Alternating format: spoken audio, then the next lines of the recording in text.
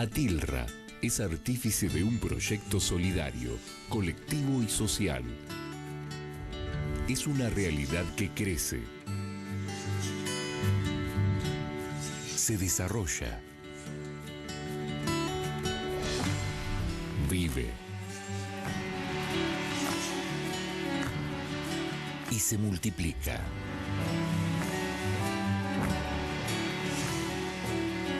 Pero sobre todo, permanece en el tiempo.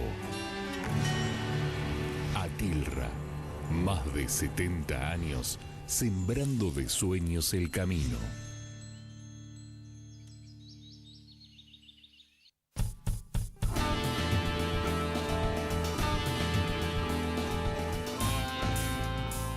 Hola, ¿cómo están? Muy buenas noches, bienvenidos a Economía 4D. Verano en Buenos Aires, mucho calor, pero la economía parece que se enfría. ¿Cómo anda, Gustavo? Acá dice Agustín Datelis que la economía se enfría. A ver, vamos, si te parece, ya que hablas de enfriamiento de la economía, vamos entrando en calor porque esto también hace el enfriamiento de la economía.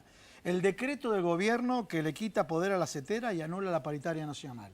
Uno de los temas del día de hoy, de la semana que viene y seguro del escenario que se repite igual al escenario del año pasado con las paritarias docentes. Paritaria docente que está pegado a las paritarias, a un conflicto de un gremio, de APLA, me refiero a la TAM, también concomitante en este periodo. Y además te marco algo que ahora vamos a tratar con los datos y todo, porque se confirmó la inflación oficial para el cierre de 2017, pero hay una pretensión del gobierno de cerrar paritarias en torno al 15%, que es la meta corregida del Banco Central, meta a la cual tampoco nadie le cree. ¿Sí? No le creían a la del 10, no le creen a la del 15, y sin embargo se intenta cerrar paritarias ahí. O sea, nuevamente algo que acá en el programa venimos advirtiendo, Sí, la intención de bajar el poder adquisitivo de los salarios. Agustín, Claro, ¿no? aclaremos, siempre cuando uno dice nadie le cree, vos no te referís a todos los economistas heterodoxos, también los economistas ortodoxos, ¿no? Tal cual.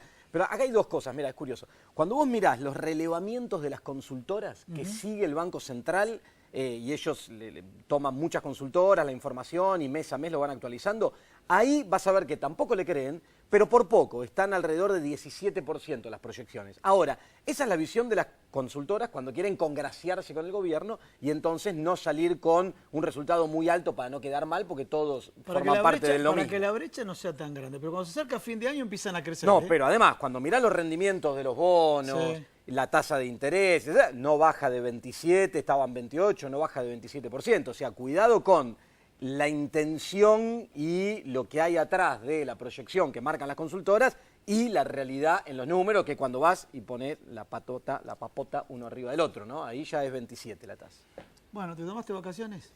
No, ¿Sabes no me que, tomé. ¿sabes que Jorge, Ni me voy a tomar. ¿sabes que Jorge Triaca adelantó las vacaciones? Ajá. Después de reunirse con el presidente de la Nación. Andaba muy estresado. Con el jefe de gabinete y principalmente por el conflicto de la empleada del SOMU, Sandra Heredia. O sea, ¿cuál sería la síntesis? Hay que intervenir un sindicato, así de paso metemos a aquellos empleados que queremos meter y en su defecto, si yo no puedo blanquear, en el caso del ministro, lo ubico en el SOMU, en un sindicato intervenido. En ese momento la interventora era Gladys González. Aparte, intervenido por decisión del propio ministro, una empleada que tiene en negro, informal, el ministro. O sea, todos los condimentos para un ministro de Trabajo, bueno.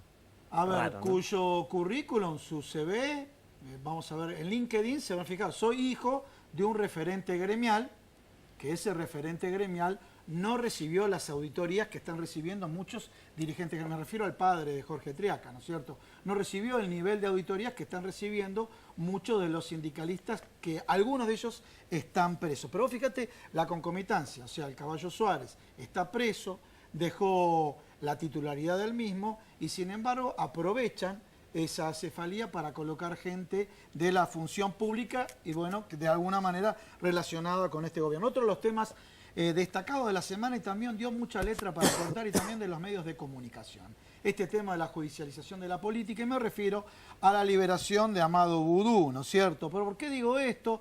La liberación de Amado Boudou porque principalmente donde se ciñe el conflicto se ciñe en el tema de el peligro de obstrucción, por un lado, y por otro lado, el peligro o no de fuga. Siempre se presentó en el juzgado. Con esto no estoy defendiendo a Amado Boudou, que quede bien claro, pero hubo una disputa con periodistas donde de alguna manera le dijeron vos tenías que estar preso y él le preguntó si no se daban las mismas condiciones con Juan José Aranguren.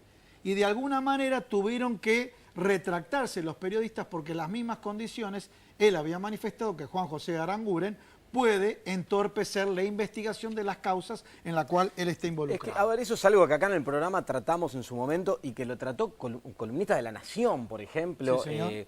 cuando explicaban esto de la doctrina Irursun y esta idea de las preventivas por esta presunción de poder interceder en la investigación.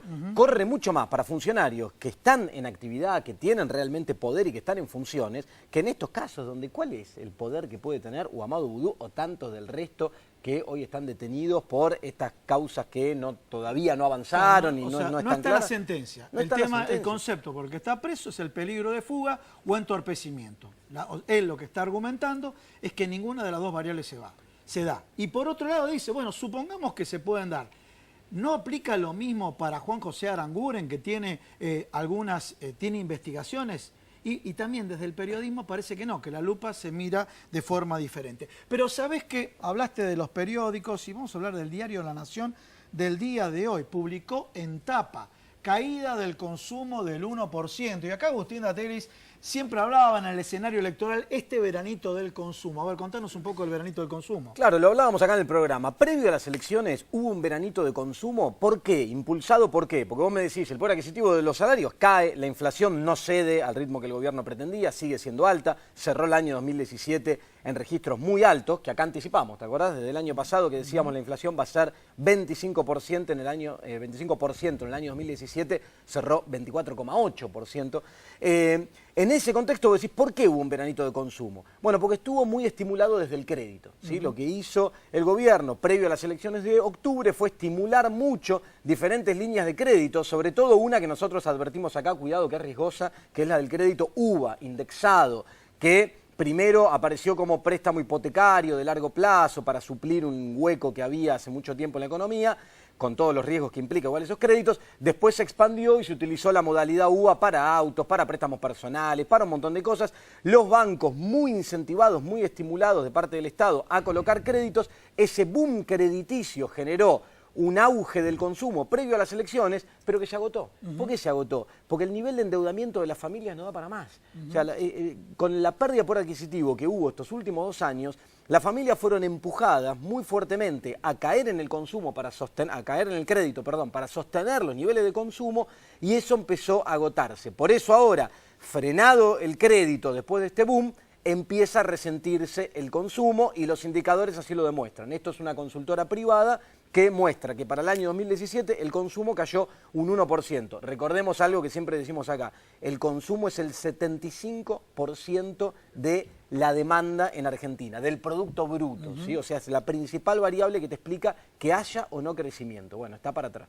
El ministro Nicolás Dujovne celebró con bombos y platillos el cumplimiento de las metas fiscales. Parece que el mensaje se lo decía a los muchachos del Fondo Monetario Internacional. Sí, tal cual. Es más, él destacó el sobrecumplimiento de la meta. Sí, sí. Rápido te voy a explicar por qué. Yo agregué bombos y platillos, le agregué ahí el Sí, pero sobrecumplimiento. hubo bombos y platillos. Sí. Me parece que muy optimistas, lo instalaron como una muy buena noticia. Pero mirá, primero, lo que anunciaron es el déficit primario.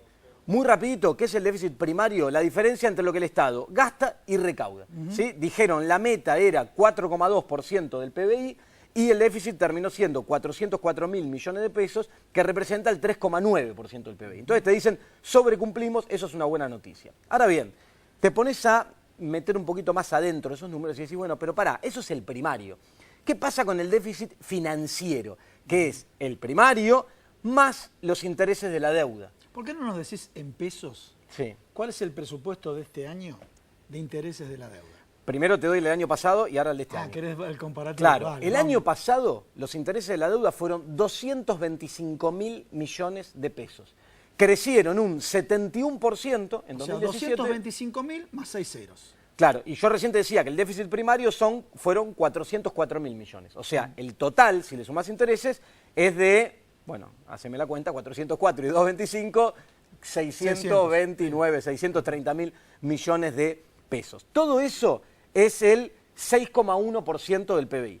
Ese déficit financiero aumentó en relación al 2016, en relación al 2015, viene aumentando. Ahora, La partida de intereses de la deuda, que son estos 225.000 millones de pesos, en relación al 2016 creció un 71%. ¿A cuánto se va este año? ¿Cuánto 2018? está proyectado en el presupuesto 2018 para este año? 400.000 millones de pesos. Para que te des una idea, O sea, de intereses de la deuda, Sí. 4 ajustes de jubilados. el doble del presupuesto de salud. 4 veces el presupuesto de cultura y educación. Eso se llama los intereses de la deuda. Entonces, ¿qué es lo que queremos marcar acá? ¿Es una buena noticia el sobrecumplimiento de la meta en el primario cuando te aumenta? Porque lo que importa es todo. Lo Claro, que importa el es cómo cubrís esos 600 y pico mil millones de pesos que el año que viene van a ser como 800.000, perdón, este año, como 800.000 millones de pesos. Bueno, eso es lo que importa. Y aparte, la dinámica lo que te muestra es, cuidado, porque ese crecimiento tan fuerte de los intereses te empuja a las políticas de ajuste que después explican este acomodamiento en el frente primario. Y atrás de eso, ¿qué hay? Suba de tarifas, porque retiran los subsidios. Atrás de eso hay recorte a los jubilados en la reforma previsional que acá tanto criticamos hace unos programas atrás. Bueno, todas esas políticas de ajuste responden a este crecimiento de los intereses. Entonces, lejos de los bombos y platillos, lejos de ser una buena noticia lo que anunció hoy el ministro, pero como vos bien decías, un claro guiño a el Fondo Monetario, a los organismos y a los acreedores que te empujan al ajuste, ¿no? La semana pasada habíamos dado algunos datos, no vamos a repetirlos, de distintos despidos, ¿no? Ustedes saben, el caso de TDA, bueno. Pero esta semana se dieron los despidos del SENASA. Y también, no sé si te acordás, a los que nos gustan los deportes y demás, una revista emblemática como El Gráfico ya cerró. Ya desapareció, despidieron los últimos empleados que quedaban, ¿sí? Es un dato no menor, a esto le estamos agregando otro escenario, Ariel Aguilar, que siempre viene acá al programa, cómo crecieron, el 80% crecieron las importaciones de los productos de marroquinería, y en el sector industrial de la marroquinería hay un 65% de la capacidad instalada. Bueno, hicimos una síntesis de todos los aspectos económicos de lo que ocurrió en la semana, y ahora vienen los invitados. Sí, ahora tenemos esta noche un living importante acá con muchos invitados. Vamos a hablar de varios temas, no solo económicos, sino también políticos. ¿Te parece hacer unos auspicios y arrancamos? ¿Vamos? Dale.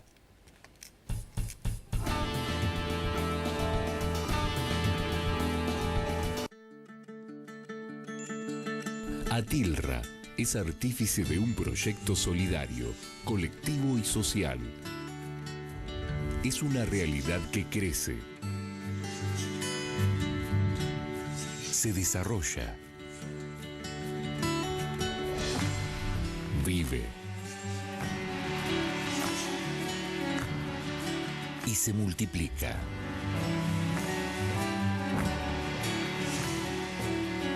Pero sobre todo, permanece en el tiempo. Atilra, más de 70 años, sembrando de sueños el camino.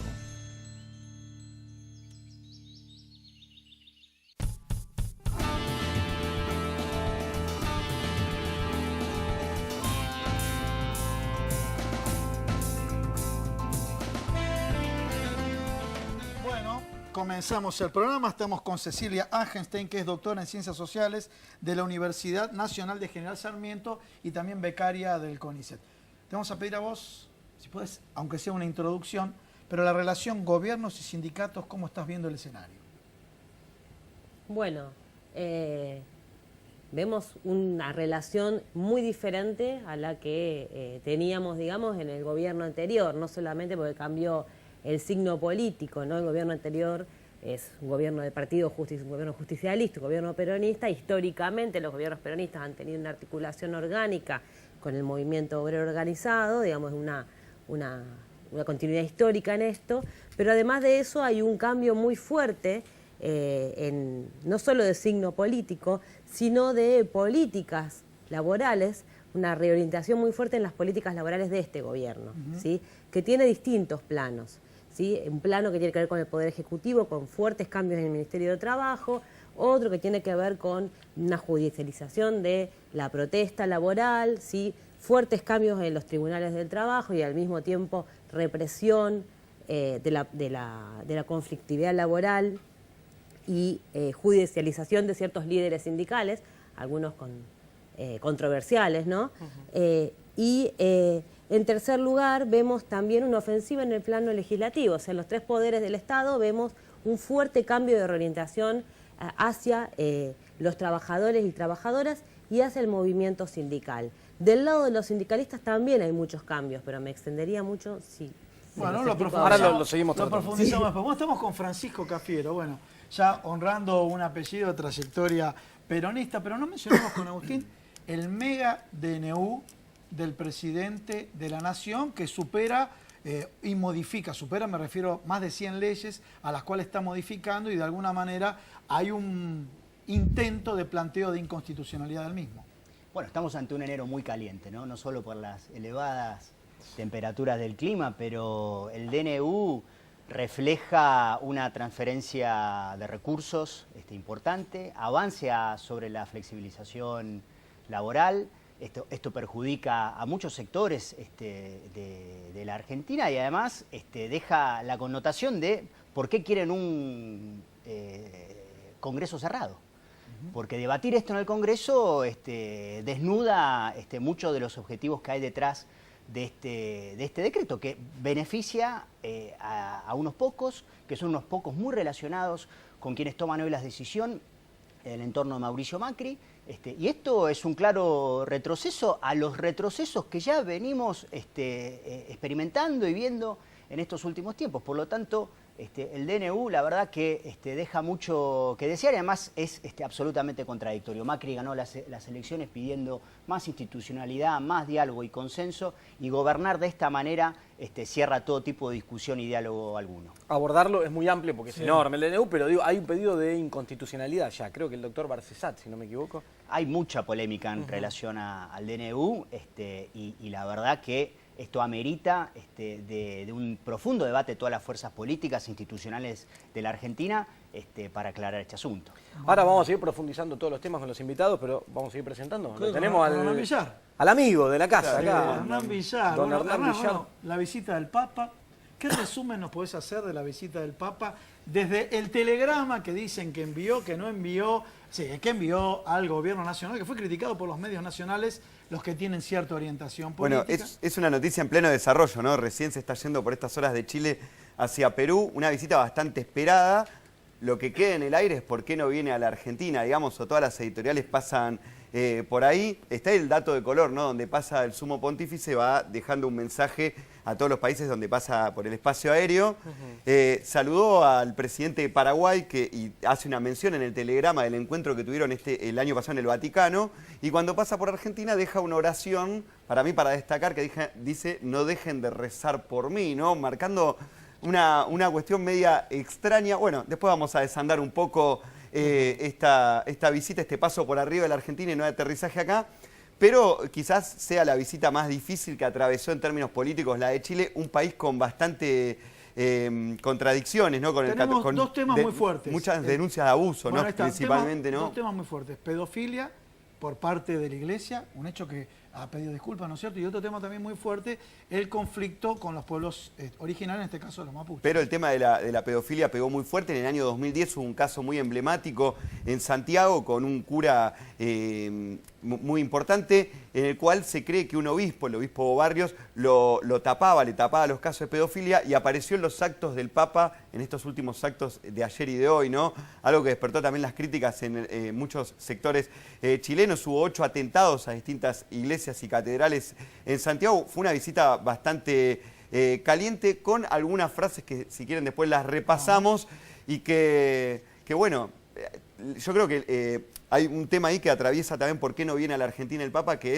es un líder mundial que quizás se esté fijando en Latinoamérica y no es un argentino con proyección internacional, digamos, ¿no? Entonces ahí hay que hacer una evaluación y no caer tanto en este sentido de grieta que vivimos en lo cotidiano acá en la Argentina, ¿no? Sí, ahora lo vamos a abordar un poco, pero es llamativo la tensión que se ve, ¿no? Entre la figura del Papa y el actual gobierno, el propio presidente. Hay como una tensión en el aire, ¿no? Ahora lo vamos a abordar un poco. En realidad nos podemos poner un poco esquizofrénicos si analizamos eso, porque la relación que tenía el gobierno anterior con Jorge Bergoglio no era buena. Era malísima, inclusive el Tedeum del 25 de mayo se terminaba haciendo en el sur, y una vez que asume Francisco, cambia inclusive la percepción inversión social, ¿no? Se convirtió en un líder popular, ¿no? Bueno, hay ahí algunas cosas para decir también. Bueno, muy bien. Bueno, pasamos al otro lado. Vamos al otro lado. Bueno, dos especialistas en temas previsionales. Presentalo vos, Agustín. Sí, bueno, vamos a arrancar por Andrés Álvarez, secretario de prensa de la Asociación del Personal de los Organismos de Previsión Social, APOPS,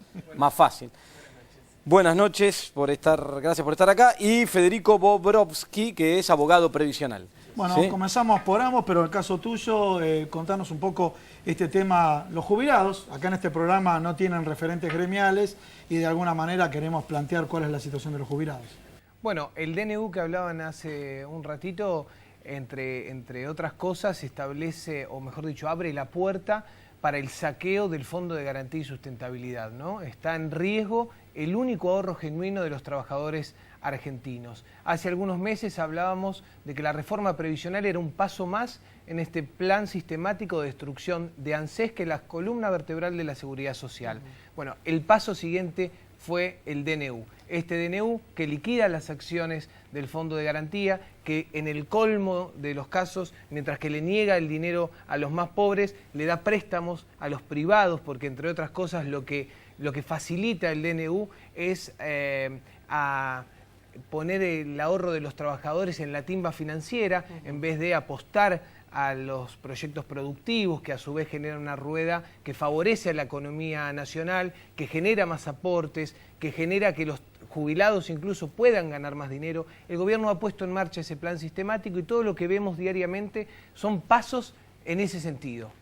Disculpa, una preguntita, porque justo habló del Fondo de Garantía de Sustentabilidad y fue una investigación del diario Perfil, ¿sí?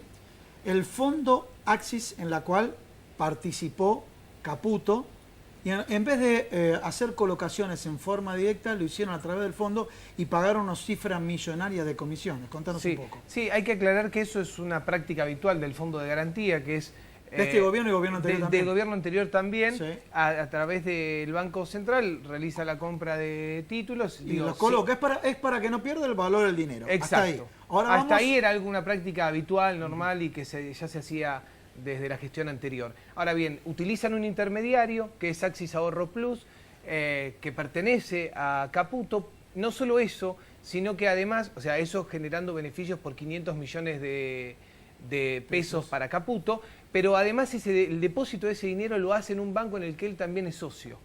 Digo, y este no es el primer caso, quizás es el más relevante por el monto y porque es Caputo, pero desde que asumió Emilio Basavilbaso Alvear, que es el ejecutor del desguace de ANSES, hay hechos de corrupción muy claros, que es el de Qatar, que el de Cablevisión con Luis María Blaquier, que terminó con la renuncia de Blaquier por venderle acciones a Cablevisión a precio amigo, especulación con las acciones de Petrobras. Digo, la verdad es que Emilio Basavilbaso Alvear es el director ejecutivo de ANSES con más causas judiciales por hechos de corrupción, de las que nadie habla, porque el blindaje en ese sentido funciona muy bien y obviamente el tema de Caputo era tan escandaloso y en cualquier país del mundo hubiera generado un problema mayor para el ministro. Bueno, no quedó otra que exponerlo por lo menos en algunos medios de comunicación, pero la realidad es que en lo cotidiano sucede este tipo de prácticas adentro de ANSES desde que asumió Macri. Ahora, las prácticas son muy evidentes y claramente la figura de Caputo es ministro, tiene mucha más posibilidad de interceder en la justicia que hoy Amado Vudú, Luis Delía, ¿no? Digo, sí, para tomar un poco con lo que estábamos hablando antes. Sí, sí. Bien, bueno, y en el caso de Federico, vos hiciste un trabajo...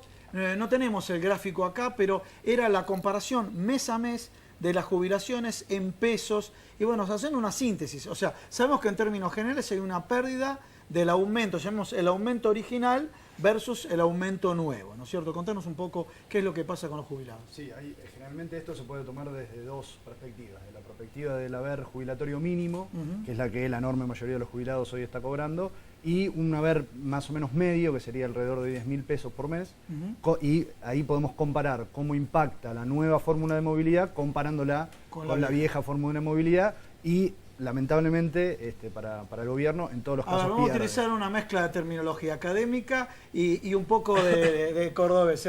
O sea, le están choreando, por ejemplo, 3 meses 1.000 pesos por mes cada mes.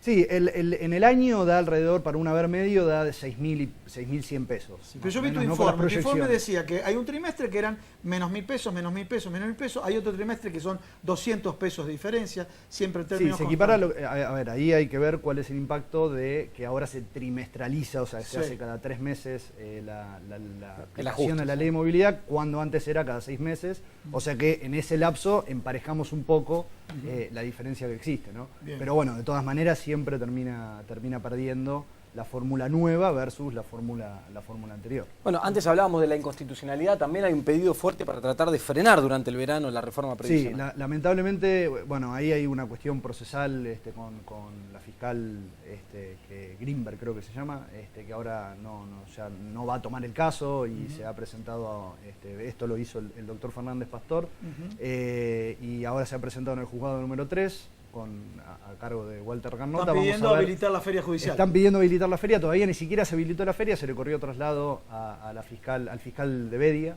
que es el que está de feria, para ver si habilita la feria. Lo que pasa es que, y acá lo va a explicar mejor el compañero, el ANSES liquida más o menos cada 2 meses previo al mes de pago, con lo cual ya se estaría trabajando en los aumentos. Si llega a salir la medida cautelar, no se va a poder frenar o va a ser muy difícil gestionar los aumentos conforme la vieja fórmula, ¿no? Entonces, sí, el gobierno que venía con la excusa de reducir la litigiosidad declaró la emergencia previsional que sentó las condiciones para empezar la destrucción de ANSES, es el mismo que genera políticas que aumentan la litigiosidad. Digo, esto para destrabar un montón de mentiras que se instalan incluso desde los medios hegemónicos de comunicación, que la gente repite pensando que esto es verdad y que toda la política que llevan adelante va en sentido contrario a eso.